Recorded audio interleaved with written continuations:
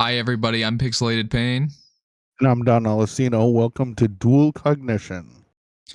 And we are doing episode 6.1 because we've had so many issues and failures in the past hour that we are going to try and get back on topic to soda pop, where I was asking Don if there's any weird combinations of soda pop mixtures he likes and or combinations with food. Don?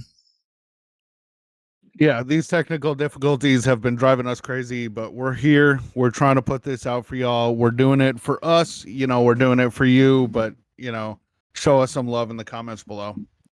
So, Sody Pop.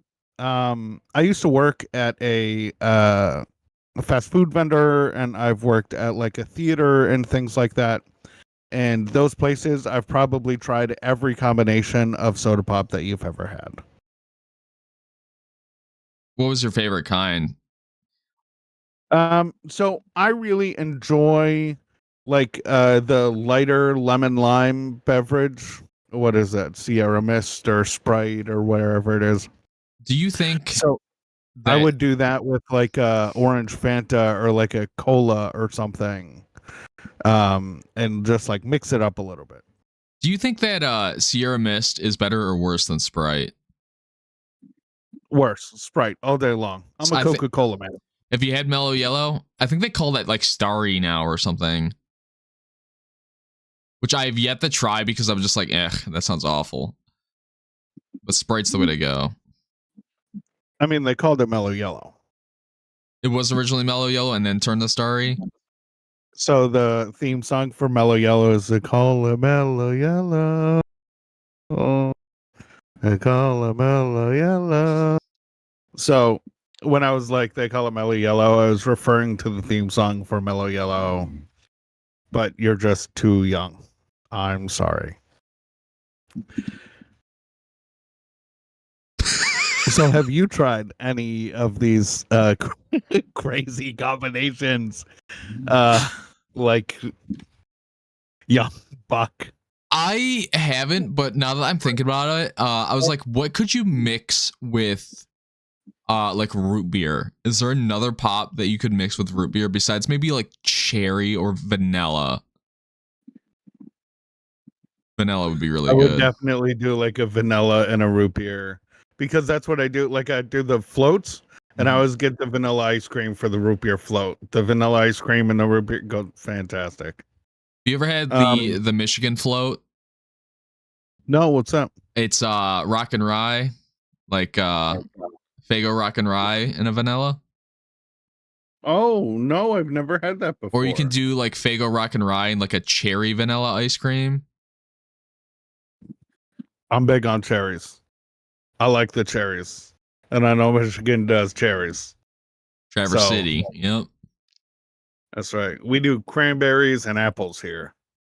You do blueberries further north, but I just want to say, go ahead. I want to say that, hi Bert, I know you're in the comments. Hi Bert. She says that lemonade mixed with Sprite is fire. Oh yeah, I see the comments. Right on. Hey Brittany. So I would definitely say lemonade and Sprite sounds good because you're doing the lemon lime and the lemon. So you're really enforcing that citrus flavor. I would also say lemon lime and like an orange double up on that citrus. You know what's really good is when you take like strawberry lemonade and then do a pop or do a Sprite or something with it. I've never had strawberry lemonade. I've never done it. They need to do like cherry lemonade. Is that a thing? Would you really pair the bitterness of a lemon and the savory sweetness of a cherry? Would you do that? I would try it. I mean, I would try it, but I would also try fried squid tentacles and peanut butter. I don't know that I would like it or eat it again, but I would try it once. Would it be fried or unfried? Oh, fried squid tentacle. Oh, okay, with, good. And peanut butter. Have you seen? I know you aren't watching any anime right now, but have you seen Food Wars? No. It's kind of an ecchi, yeah. It's kind of an ecchi, which is, it is what it is. But it's about this kid who goes to culinary school, and his food is so good that it blows the clothes off people who eat it, and they have orgasmic experiences. So he'll serve fried rice, and their clothes will blow off because it's so good. I have a question as to where can I find this? I'm sure you have a lot of questions about. What do you think the plot of that anime is? Oh, I've watched it 4 times. I know the plot. I All right. So maybe what does that say about me that I'm watching this 4 times but it's really about high school trials. This kid's a little bit of a anxious dweeb, and he's like very confident and goes into a situation with oppressive people, and all of his opponents are, of course, females of different varieties. They got big titty females, and they got the little lolita females, and then they got the animal females, and they got all sorts of shit. And he befriends them all one by one, and like the clothes blowing off, the judges are both male and female, and they're all super aggressively physically fit. I think the senior citizen male judge has like a 12-pack or a 10-pack, something like that. So, like, of course, everything for both the men and the women is blown outrageously out of proportion. But the recipes from the show are real. And you can actually cook those dishes. And people have, and they are absolutely delicious. You could probably run a whole cafe with, like, a menu that is, like, 10 items from Food Wars. So, I definitely, if you are intrigued by having your clothes blown off by an orgasmic food experience, watch Food Wars. So you're basically telling me at some point, like 100 episodes from now, we got to get together and make all 10 of these dishes and then somehow magically make our clothes blow off? Is that what you're telling me? That is true. That is exactly correct. All right, good. What about weird food combinations? I know we talked about mixing. So the reason I mentioned Food Wars was because the very first episode or two, this main character, the protagonist, and his father are in a competition to make the most disgusting food. Okay. And the kid's submission is fried squid tentacles and peanut butter, because the warmth of the peanut butter just means it smooths all over your mouth, but you still get this sticky. But squid is a very gooey, like chewy material. So you get the crispy of the outside of the squid, which is where all the flavor is. And that like bleeds into the peanut butter that's stuck all over your mouth. And then you're stuck chewing and chewing and chewing and chewing and chewing on this squid, trying to swallow the peanut butter that now tastes like fish and squid. Oh, it is I can imagine that is a bad dish. I've seen a combination of like deep fried octopus and like chocolate drizzle. Okay. Which I could see in some form of a way. You got a sweet, salty, and a little bit of crisp. Yeah. Yeah, for sure. For sure. But it's definitely an interesting thing. What do you eat crazy foods? Do you like going out of your way and trying new stuff? I do try new foods, especially if I'm at a new restaurant. Whereas, like, if I'm eating at a restaurant I've already been to, I normally have favorited items because I've already tried items. You know what I mean? But if I'm somewhere new or some type of like new cuisine kind of thing I've never tried, I'll, try something I've never heard of. Oop, my bad. What is the greatest success story you've had trying new food? Have you been like totally disgusted by a food like durian and then eaten it and been like, oh my God, it smells like rotting garbage, but it tastes very good? So what I normally do when I'm at a new restaurant, if I'm feeling courageous enough or have the courage to ask, is what I do is I just, I don't like bacon. Okay, so most of the time, I'll hand, like, when the waiter comes back to take my order, I just give her the paper back, and I like, get me anything you want as long as it doesn't have bacon on it. Yeah. Then not only am I surprised by what they would recommend, and I have no idea what's on the item menu, so it's just a complete surprise on what I'm getting. And that's what I like to do. I do that for drinks too. Yep. I assume that you could have some very interesting experiences with that. Well, Get like sriracha marinated, like, I don't know, something. so the main reason I kind of like doing that is because we have a local sushi restaurant, and they have what's known as the chef's special, and it's whatever the chef picks. And ever since then, I've had that idea of like, okay, I'll let somebody else pick what they would like for me or something. You know what I mean? Not only that, but it also leads into another topic, which is creativity. And when you allow somebody else, like for me, it's always about like servers always, I feel like servers get really bored a lot of the times doing the same things over and over again. So it's like, okay, no, I'm going to hit you with an off-topic thing of like, you get to pick my meal. So you have to use your brain to figure out what I would want in a sort of a way. Kind of taps into the creativity of what you would like, in a sense. I see what you did there. Very well done. Yes, thank you. Thank you. I really don't. I think the creative angle for like bartenders and things like that, I'm not paying them for their creativity. I'm paying a bartender to make. So, oh my God, total. I'm just gonna go off here. Set the timer. It's gonna happen. This is a rant. So, oh, Bert, I'm right there with you. I don't know how he doesn't like bacon either, but I am blowing right over that.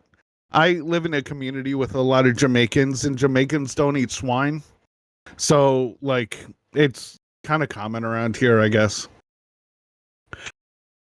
I would say the Indecipher server, I would also say, you got to make your wants and desires clear. You go to a restaurant that's like an Indian restaurant, and you're like, okay, they're not really a fish people, but you get a fish dish. You could be something out of the blue, out of random, or like if you're at like a sushi place and he comes back with like a hamburger, aren't you going to be a little like weirded out? Well, to be honest with you, I feel like they'd be smart enough not to pick the one item on the menu that's American and not the actual culture of the, the place that you're at. You would hope. I mean, and at the end of the day, if you're an indecisive server, then why are you serving? Because serving is taking orders. Mm-hmm. You're not asked to make a decision. You are a food perambulator. Mm-hmm. Look it up, people. I don't want to be your dictionary. So, if you're a perambulator, you have a single job. That's it. You don't have to think. A robot. In fact, in Japan and China right now, robots are serving. Robots are taking orders and serving customers because it's a mindless task. You don't need the human brain to be a server. You need the human brain for that like interaction or that friendliness or that companion. Do you see where I'm coming from when I say tap into the creativity? Because it makes their brain go on. I agree. Now, my pet peeve is when we bring this to the bar. When I order a rum and coke has a recipe. Mm-hmm. Believe it or not, people, other individuals out there in the ether, like there's a ratio. Y'all need to understand that this shit has a, and if you don't think my rum and coke has enough rum in it, order fucking rum on ice. Jesus Christ. Or order rum with a shot of coke or like a coke mixer so that you get a high. Don't tell me my rum. No, I follow the fucking recipe. You can go to the Wonder Bra down the street, and there's a place in town called Wonder Bar. Girls get in underage if they show their tits, so it's called the Wonder Bra. Anyhow, So you can go to the Wonder Bra downtown and you can get, over poured, bad mixed drinks for way too expensive. If you want rum and Coke that's 80% rum, go there. If you want a rum and Coke that's made according to the fucking recipe with highbrow spirits, like, I'm your guy. But I'm not going to add rum. No. Order fucking straight up. And this doesn't apply to rum and Cokes. It's all the it's all the drinks, Then again, you have the other people. Oh my god. Oh my god. 2 years ago at Fenway Park, I was working and we serve lemonade with vodka in it. The lemonade is provided by a separate company. Dell's Lemonade. Let's shout out New England. Dell's, Dells Lemonade. They provide all of the lemonade for Fenway Park and for TD Garden, where the Boston Celtics and the Boston Bruins play. And they provide for Fenway Park, where the Boston Red Sox play. And this combination is combined with, or this product is combined with vodka behind the counter. So when I serve it to individuals, no, I cannot serve just the lemonade, and no, I'm not going to mix the drink in front of you. It's done. We had a woman who was probably in her late 40s come up to us and tell her that she couldn't taste vodka in the vodka lemonade. So therefore it hadn't been done. And we were like, ma'am, I'm sorry. This is the way it's made. It's done behind the counter. See, these are the ingredients. This is how it's done. And she was like, you didn't do that. You didn't mix that in front of me. We were like, all right, we don't do that. This isn't a mixed drink. It's not a cocktail bar. You're at a baseball game. This is just. And she was irate. We wound up having to call the police to have her removed. It escalated above us to security. It escalated above security. This woman was like, they're not giving me alcohol. I'm paying for fucking alcohol. And she was just so drunk that she was already tasting alcohol. So she couldn't taste the alcohol that we had added to the beverage, and was coming back to the bar to ask for more alcohol to be added to the alcohol in her drink. So like you get both, it could go both ways. That's why I really think restaurants and bars stick to the menu, no changes or substitutions. It's going to come out the way you see it. Bert, I want to say, to your comment about the whole, you get what's on the menu, that whole thing that you just said. I want to say that for the most part, I normally know when I can trust the server with a random asked question. So the last time I did this, I was with, obviously the two people and I asked for a random food order and a random drink. And I know that drink item wasn't like a specialty. It was definitely something that they made that they would drink themselves. So it was a very oddball drink. So, I mean, as long as your tastes are the same and you're familiar with the person. So I don't mind letting my partner pick for me. Hey, babe, I'm going to the bathroom. Can you just grab me a burger? Anything will do. Grab me a beer or whatever. And when I come back from taking a glorious dump at the restaurant, food is here and waiting. And I've got my beautiful partner and beautiful food, and I'm happy. But I'm like, if I'm traveling to your neck of the woods and I'm like, bro, pick something out. I don't know what I'm getting. I could be getting artichoke hard soup and I wouldn't know. Maybe it's cherry pit flambe. At that point, you're trusting a friend who would be like, you either got the friend that's going to give you something good or the friend that's going to fuck you over. Whereas like with a waiter, they can't do that to you. Also you know what I mean? I didn't even think. Also true. So I would definitely order fried squid tentacles and peanut butter for you. Oh, thank you. I appreciate. At least you're honest about it. Shit, that's the way we show love, man. That's the way we show love. Is if I'm not telling you you're a fucking idiot, I don't like you. See, I like the fact the server doesn't know what I like. So Really? I like that the server doesn't know what I like, right? So when it comes back to me, it comes back possibly something I've never had before. You know what I mean? Whereas if it was like if you were to order something for me, right, and it was like, hey, just give me a burger, and it was any burger, you know what I mean? And I know it's going to be a burger. You're taking the mystery out of the food that you just ordered, in a sense. Be spontaneous. I understand that. You must have a really nice open palate. I do. For food. Because thing, there are some things that, like, in my youth, I used to be much more adventurous. Now I definitely look at it and say, I'm paying. I live in Boston. Shit's expensive here. My favorite restaurant has just increased their prices last month by 150%. A $12 meal is now $18. You know, so it's like crazy. And like, I'm talking $6 food plus tip plus delivery to my house, $12 is now that $6 meal is now $18 meal plus. Like, it's outrageous how expensive food has gotten here. And to your point, I say, you know, if it's coming back and something's wrong, I used to be able to just shrug it off and be like, you know, maybe I'll get my order next time. Well, now you're asking for higher expectations. $5 for this. Well, yeah. It's different now that you're spending more money on it. You're expecting a good quality item to come out because you're spending $20 on one meal. Right.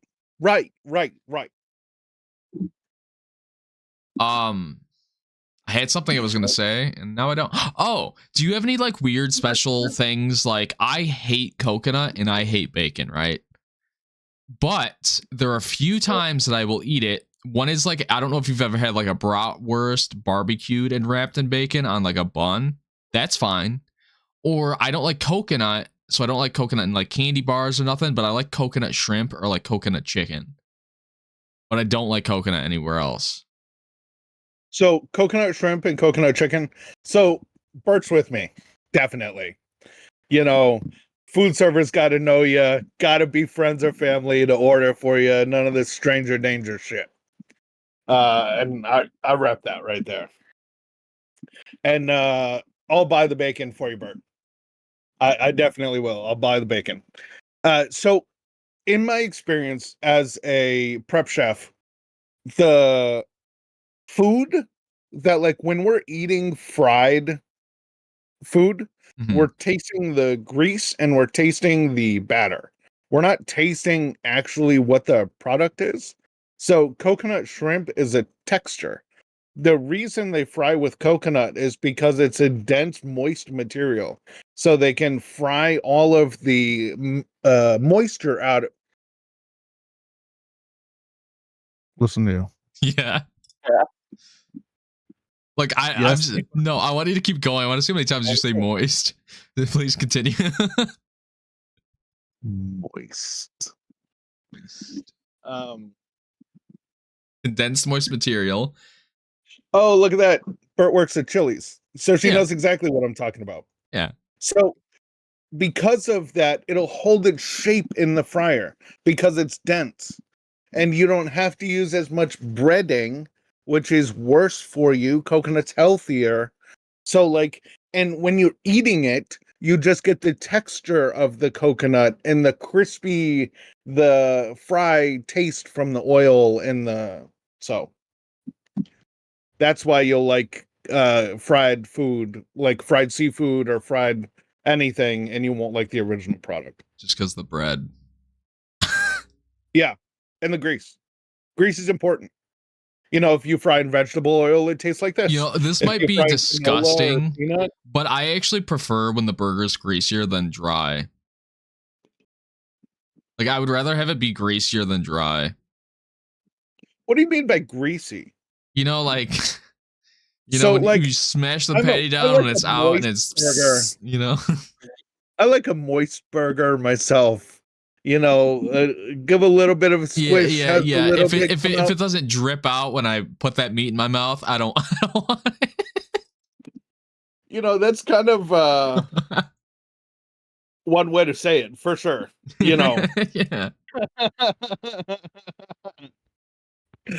um but I agree. I would rather have a like a rare or a medium rare than a done or well done burger. I really feel like a lot of the flavor is in the juice. And when you do things like The issue is like yes, I know what you're laughing all of at. the drippy meat, it's all the drippy meats. So I like that what God, I don't even remember what I was talking about. Um well done burgers I don't like because like any type of meat you cook when you let it sit, even if it's sitting in the window for 4 minutes before it comes to you, it's still cooking because it's hot.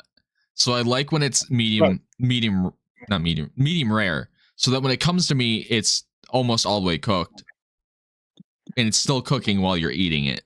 So You know what's really fucked up? what? I eat hamburgers upside down. So you flip it? Yep. Is it because all the like ketchup, mustard, that stuff is on the bottom, so you can taste all Yep. the flavor on your tongue? Although that legit, That's a but smart that way to do legit it. right there, legit. But no, it's because all of the when you get something that's juicy like that, when you leave it on the bottom, if you don't flip it on your plate, you lose that bottom bun. It becomes all moist and soggy, and then it'll stick to the plate. Do you Or think that's why sometimes you find burgers that have like the all the ingredients underneath it? you better be cooking steak for all three of us. If you're cooking steak right now, I want some. Yes, I want some right now. Steaks. But do you think that's why like is it Wendy's that does like there's certain restaurants that do like the lettuce on the bottom, and it's probably to protect the grease from getting on the actual like bun and making it soggy. Bingo. That's exactly correct. So my problem with Wendy's is I've never met a square cow. Yeah, but you could just take the meat and form it and press it into a square. Right, but when you press it into a square, the corners on the square cook more than the middle does. Yeah, but then you get the little crispy bits on the outside. And I will argue and say that Wendy's is okay. I was gonna say terrible. It's okay. It's better than Burger King. But Wendy's breakfast is way better than Wendy's actual like lunch menu or dinner menu. Have you had Wendy's breakfast fries? They are way better than the actual fries. I've never had any of the breakfasts. I'm telling you, McDonald's, but only because I work there. I'm telling you, if you get a chance to go to Wendy's for breakfast, I don't care if you don't order anything on the menu, just try the fries. I will say here right now, I think that Wendy's breakfast fries are better than McDonald's fries. Standard. Really? 100%. 100%. Are they still just potatoes cut julienne and then fried? They are, but they're potato wedges. Oh. And I think they have a different seasoning on them, if I recall. Yeah, all those 20 what is it? 21 secret seasonings, flavors and seasonings. Mm-hmm. But since we're on the topic of dinner, I'm probably gonna make I'm definitely gonna make Don jealous when I say that we're doing chicken thighs. I love thighs. All sorts of all kinds of thighs. But especially when they're wrapped around a watermelon. Those are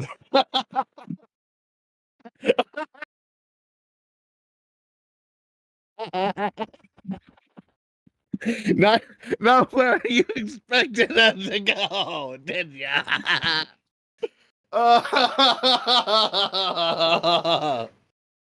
Just the pure disappointment on your face.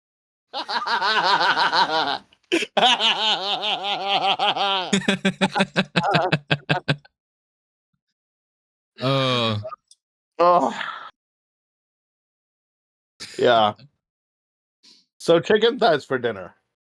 Yeah. So chicken thighs, right? I've heard of chicken legs and thunder thighs, but chicken thighs might be interesting. Well, chicken thighs aren't chicken thighs like I don't want to say it's a mixture. I think they're more dark meat than they are light meat. Correct? I really never understood what qualified one as dark or light. Me either. So yeah, I mean, I can tell a BBC from a BWC. Like, I understand that. So like, we don't have to talk about light or dark, Ethan. Like, I understand what. Did you know that brown doesn't exist? It's just a shade of orange. Is this a callback? Yeah, everybody, go check out our episode. What was that? 1? Episode 2? 2, 3, 4. I think it was 4. Episode 4. I think that's. I don't know. We've done 15 of these fuckers at this point. Like, yeah, we've done 15 of them, but only 4 of them gotten up. So... sometimes that's the way it goes. So do you like? So you're talking about creativity in your food? Yeah. Are your parents creative in how they cook? Or do you cook? No? I don't cook that often, but when I do, people tend to always tell me I cook very well. I just don't do it all the time. Yeah. But I'm one of those people that are like on the whim, like I like look at a recipe and understand how to make it, but then I like make it into my own thing. So I don't like just because a lot of times recipes are very basic in flavor, in my opinion. I just don't like doing something that somebody else has done, if that makes sense. So I like to make my own little like twist on things. Yeah, I don't know. So I, for my entire life, have food insecurity has been a part of my life since I was 5 or 6 years old. Food was used as punishment when I was a kid. So the withholding of food was the major punishment. So I've always gone into food and said, whatever the fuck is on the plate, no matter how disgusting it is, I will eat it. Mm-hmm. And when I started cooking, I was a bad fucking cook. I have eaten more disgusting burned ass food than anyone should ever fucking eat. So now do you think you're like an okay cook? Or what? Oh, absolutely not. I burn boiled water. No. So basically you need somebody like me in your life to cook for you. Yeah. So I wonder what you think of this. Mm-hmm. Every female has tits and ass. Every girl can cook and clean. Every lady can suck and fuck.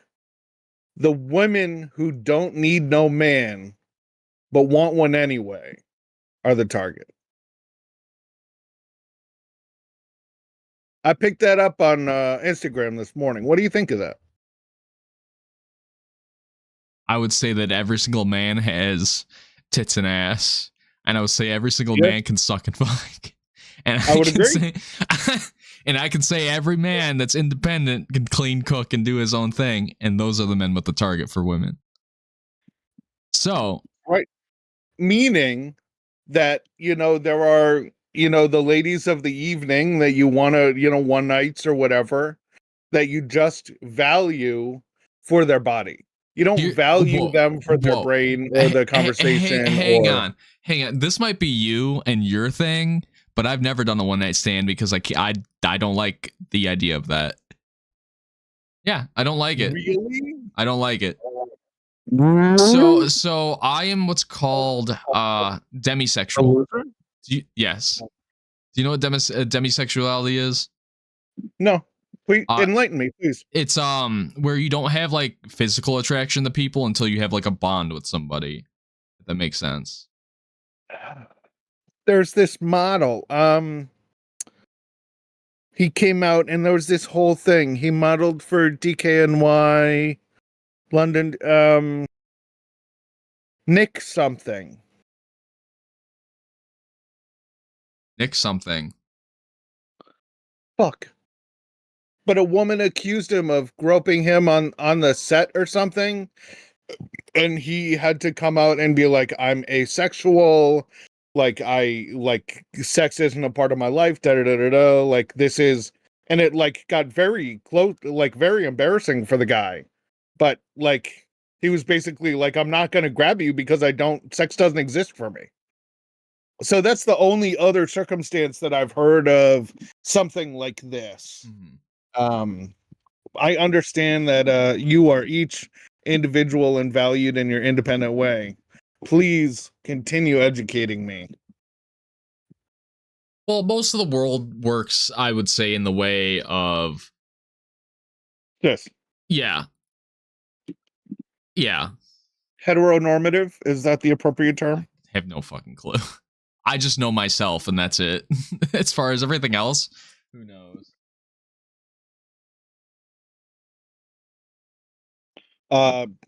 Bert's got steak.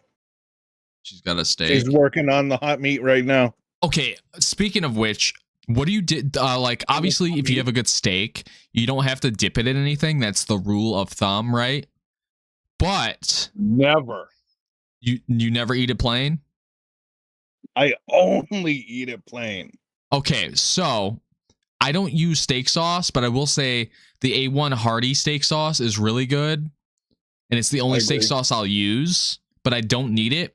But the one thing I really love is a little bit of butter on the side or horseradish. A creamy horseradish sauce with a steak. Like kicking up the spice level? I've never done that. Yeah, it's good.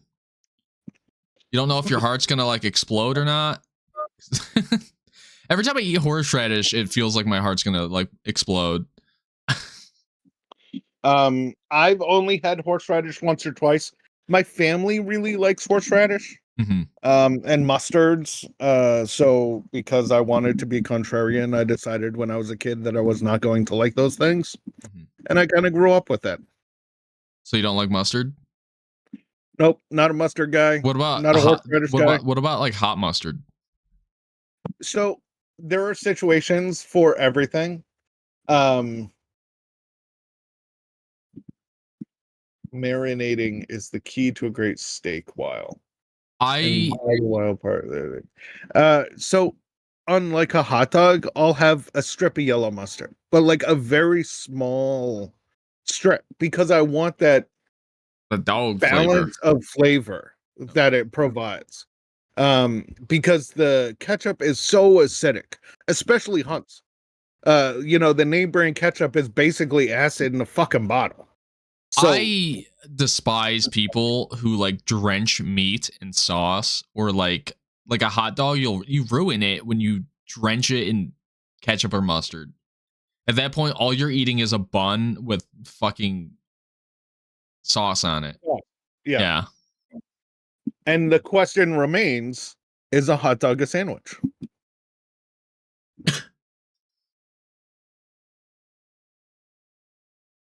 If you want to know the answer to this question, check out podcast 5, where we discuss it at length. Literally. So I agree with Bert. Marinating's a great tool to make that steak.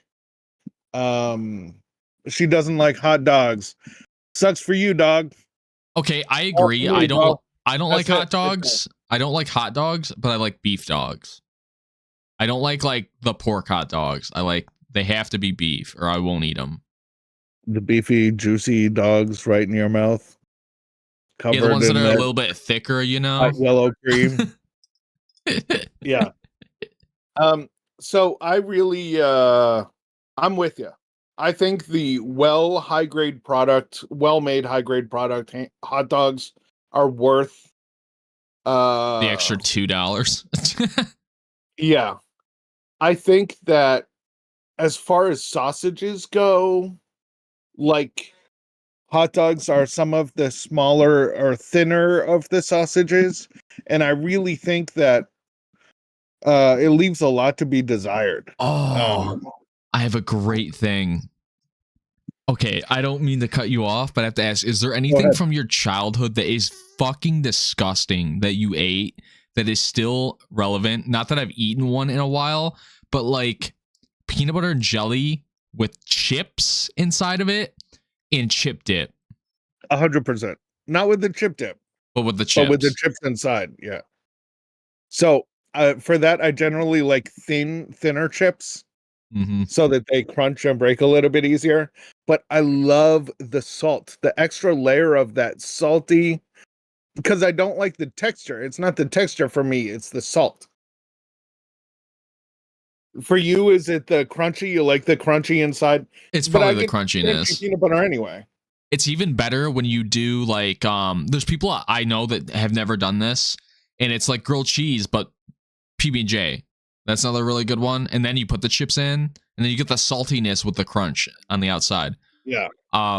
Another really odd one, and this is probably one you haven't done, or Bert, is pizza. You take a pizza and put a brownie on top of it, and you eat the brownie with the pizza. You're all good over there, buddy. Never heard of that. So good. I've never heard of that. Bert says she loves bratwurst. I'm coming from a German background. Bratwurst, Knockwurst, Bloodwurst. That's all up my. Little bit of kraut. That's up my alley. But yeah, my family does a lot of the worsts. You know, we get together and we get all these different types of sausages, and we like roast them all on the grill. Have some corn on the cob. They're really good when they're barbecued. Like brilliant off the grill. Brilliant.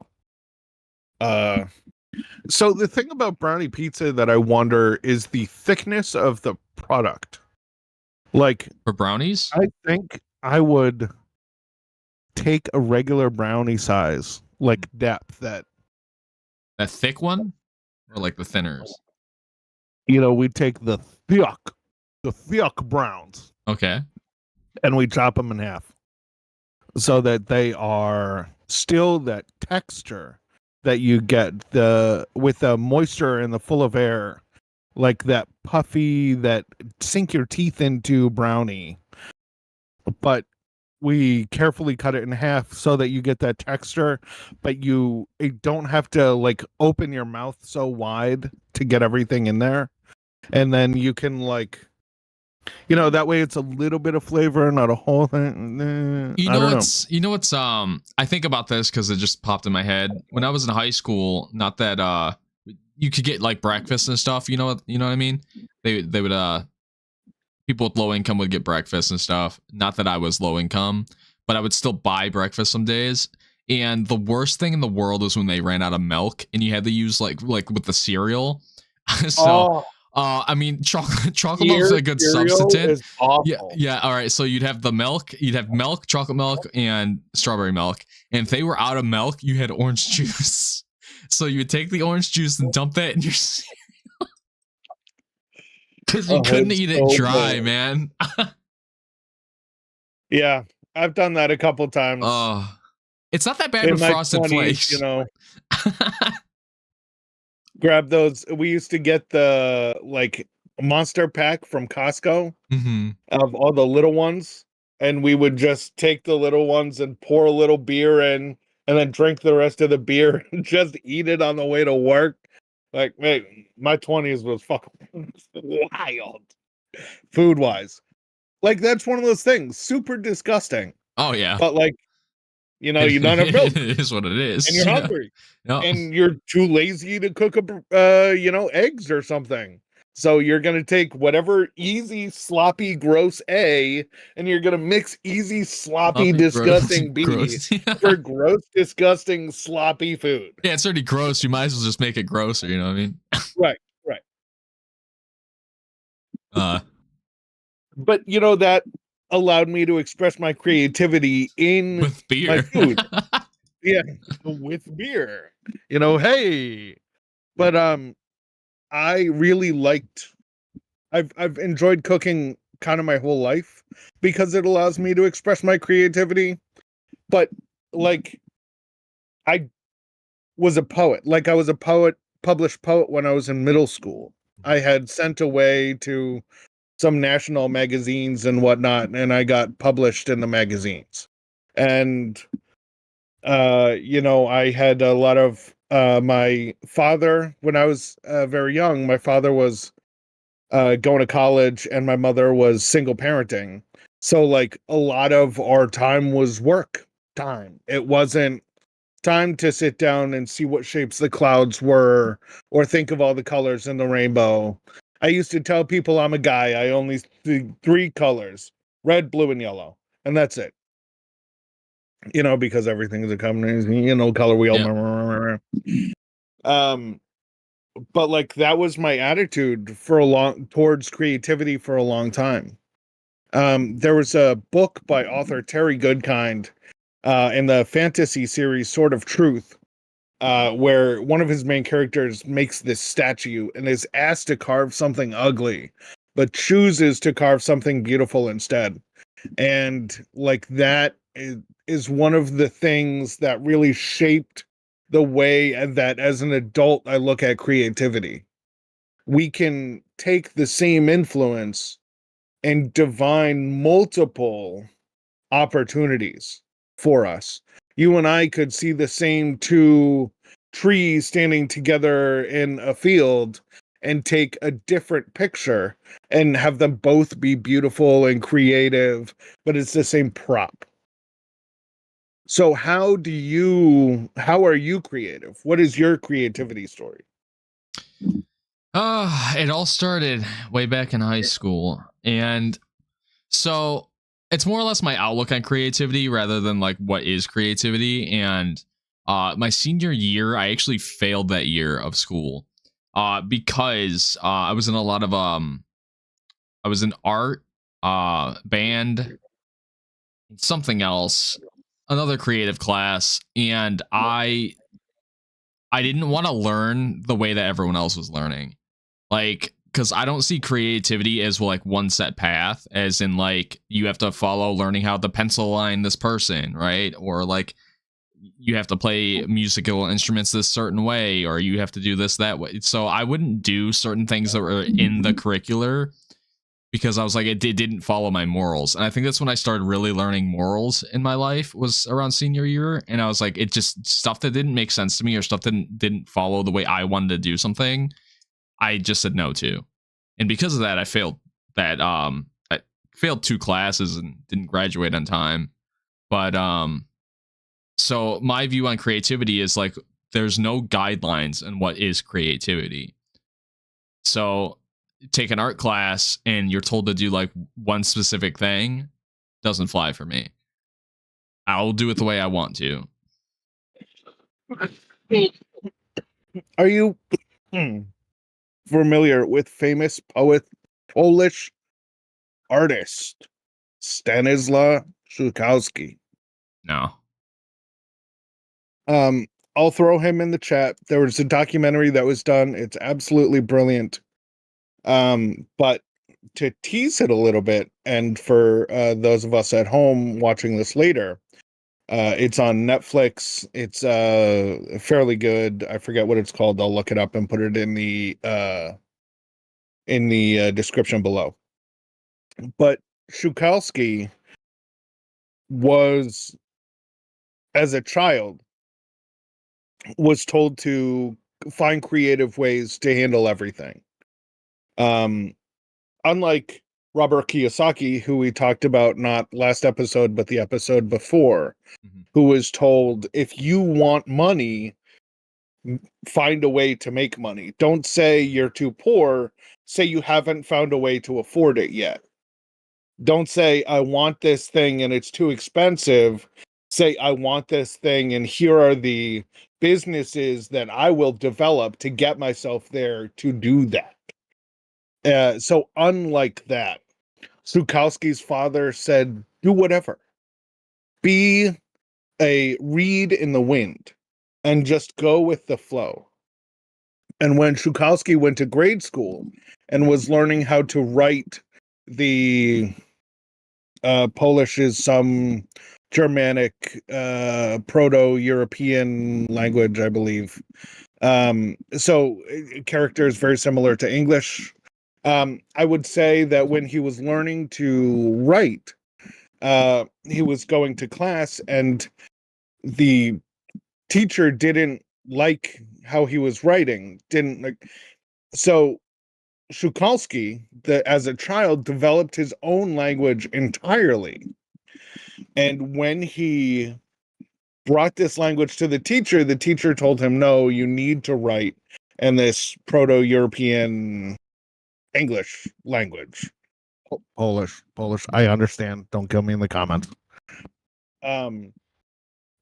But his father took him out of school and said, all that school will do is oppress you.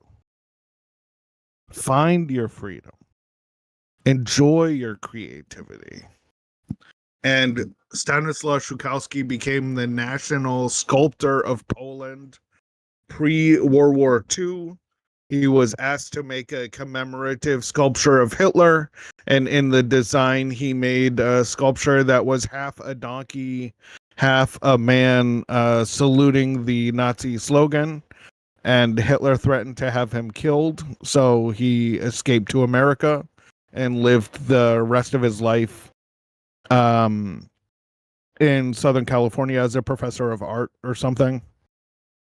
And Szukalski's warehouse, where he had all of his statues, his books, his everything, his where he had his entire art collection, was bombed in the Second World War. So Szukalski lost a lifetime of creativity in one night. So I and not to, bring us onto this awful bad end here, but I would say that Szukalski's story is very good to look at creativity. Think about how his father approached education versus Robert Kiyosaki's father approached education. Kiyosaki's father said, if you don't like what you see, work within the boundaries that you see to create an opportunity for yourself. And Szukalski's father said, there are no boundaries. Any boundary you see is fictional. Don't let it affect you. So which one do you believe? A little bit of both. You gotta, it's almost like living in it. You gotta live in creativity, but also live in reality. Yeah. So does that sound like something you'd be interested in? Yeah, that's on it's on what, Netflix? Yeah. Yeah, I'll probably look at that. But Go ahead. No, you're good. I just know that we're running on thin little droplets of water right now. I'm looking up the documentary. It is called Struggle: The Life and Lost Art of Szukalski. Okay.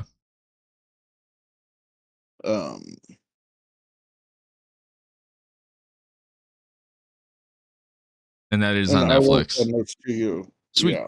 All right. To put in the chat for the people. Let's see. Share. So we are probably going to end up wrapping up because we're hitting our timer right now. Oh, are we? Yes. I'm sorry. Oh, no, you're good. Well, I know who's in here. I can send them stuff if they want it. So. Are you ready, old Dan? There we go. That is the trailer there. Okay. Mr. Dan. Oh, is it that time already? It is. It is our time to wrap up. So say our goodbyes, finish it up. Yep. we talked about soda pop today, and like I that think was we could. really interesting to like see how linguistics has changed. We started talking about pop versus soda versus Coke versus whatever. I never get to finish my thing. Hang on. What thing? So, because I know this is going to be an argument somewhere down the road, not from Bert, maybe from Bert, but maybe from some other people I know. Soda says soda on the bottle, and pop is anything that doesn't say soda. That is my standing viewpoint.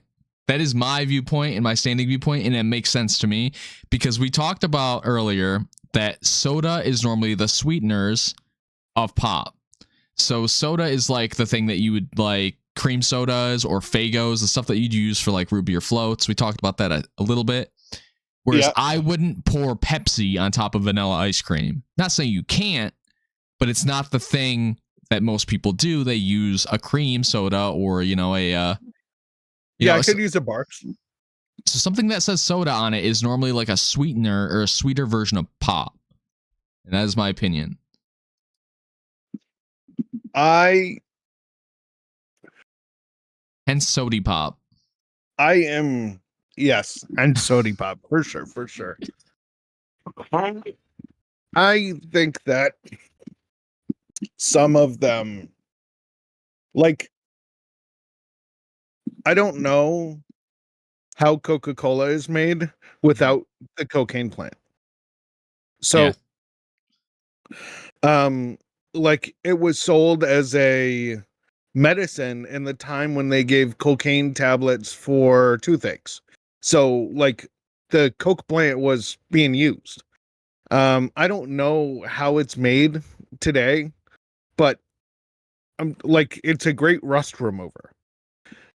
But like a root beer or something, the company Barks, like, I feel like they're more, I feel like root beer is more of a natural product, less of a synthetic product, perhaps. And I really don't like just sucking down corn syrup, which is what soda basically is. All Sprite is corn syrup and seltzer. But Sprite is good. Right, but the good part of Sprite is the corn syrup.